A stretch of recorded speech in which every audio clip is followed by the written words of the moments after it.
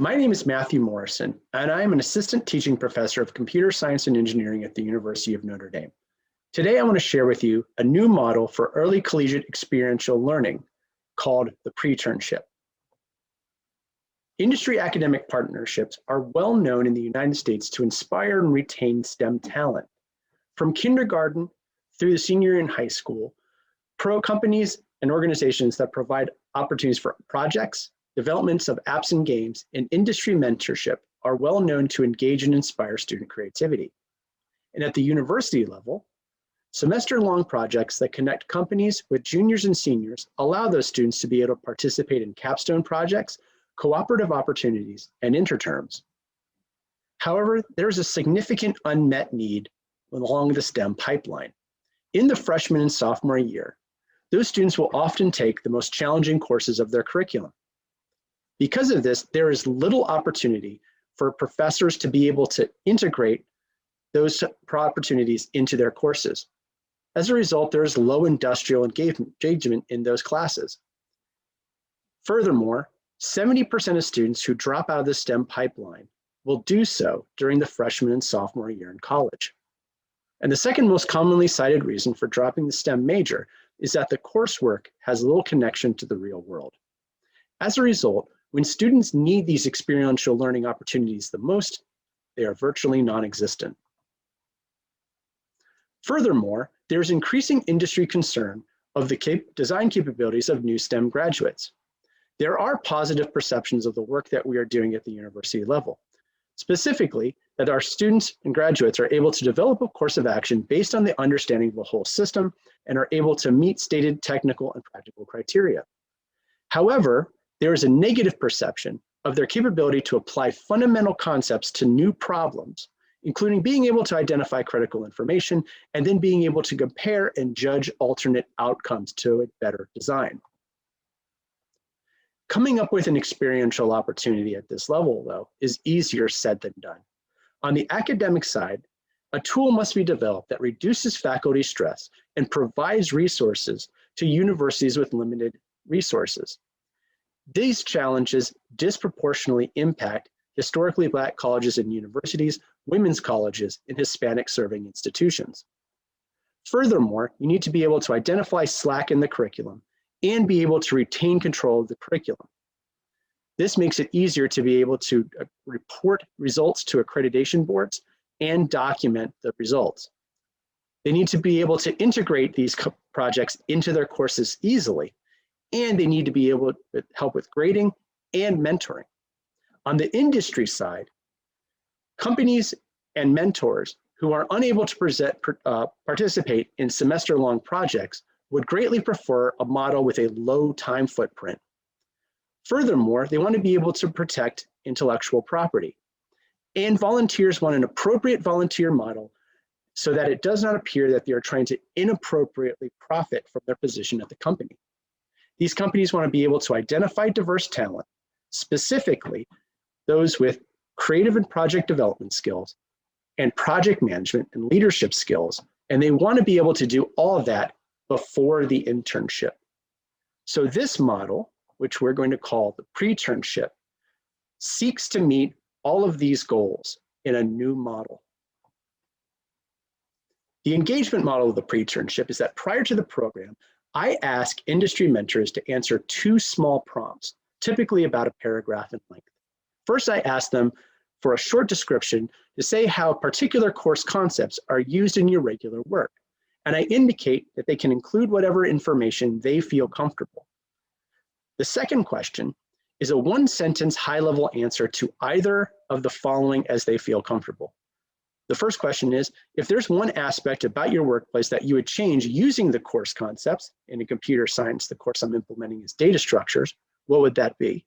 And the second is, if you had funding fall out of the sky and could assign an intern an independent project for them to pursue, what would that be? When the students read the responses to the prompts, they're simultaneously seeing how it is that their course concepts are being applied in the real world, and they're seeing a set of creative thoughts from people in industry, so they can learn creative as well. Next, the students read through all the potential mentors, and they bid on up to 7 projects. When they bid on the projects, I tell them to pick on these potential ideas based on what would get them up in the morning. The analogy I use is like a breakfast cereal. And I tell them, don't focus on big company names, because that's not what's going to make you happy. Then I run a selection algorithm that I've implemented. And so far over the course of the pre-internships, 95% of students have received one of their top 4 choices. Then after this, based on those prompts, the students perform background research. I teach them how to do this. After they perform background research, the students reach out to the mentor, email the mentor, and ask for a time to have a 30-minute meeting.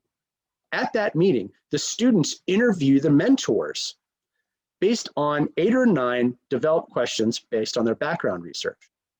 More often than not, the conversation goes well, that the time goes over that 30 minutes.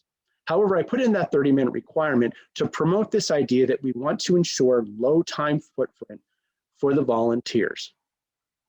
Furthermore, the students learn how to conduct professional correspondence early in their college careers, and they also learn the fundamentals of research. Based on that interview, the students then design and propose their final project for the course. There are several benefits to this approach. One, this allows the students to demonstrate incorporation of core course concepts into their project. Second of all, it allows a faculty member to be able to retain control of what is being done in the project so it meets the curriculum requirements. Third, it does not put a burden on the industry mentor to develop a project. At that time, as they are developing their project proposal, they are assigned a teaching assistant who will serve as the pre-internship project manager. So the pre-internship project manager will actually lead weekly code reviews with their team to ensure that they're meeting the time requirements. And if there are challenges that are being encountered, instead of the students getting frustrated, the project manager will help them implement agile and spiral development models. This gives the project managers leadership experience and gives the student the ability to learn how to use those core concepts to overcome adversity, which is a crucial aspect of what industry wants. That project is then worked on for 4 weeks. There is little to no interaction with the industry mentor during that time frame. And there's a couple of benefits to this. First, we're able to reduce the industry mentor time footprint. Second of all, it ensures that the projects are fair to all members of the class. If there's some mentors who are able to work with their teams every single week on a regular basis, and there's some mentors who are unable to because of time constraints or something comes up at work and they have a time critical project, we want to ensure that the students can continue to progress and feel as though there's fairness. In the final week of the pre-internship, the students will reach out to their mentors and they will present their final product in a 30-minute demo and question and answer session. After that question and answer session, the students will then send either a zip or a Google Drive containing all of their final documentation.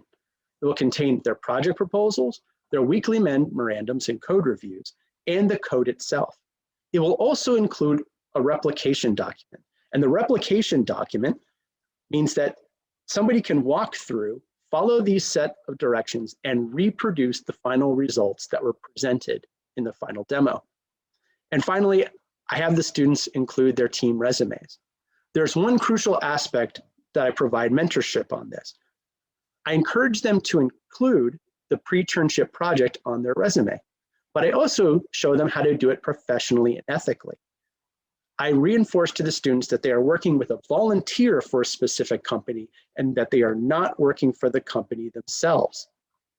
So therefore, they convey this properly in their replication document and on their resume, which allows companies to rest assured that we are not trying to claim that students are working for a company when they're not. In the last 3 semesters, we have conducted 81 pre-internships projects.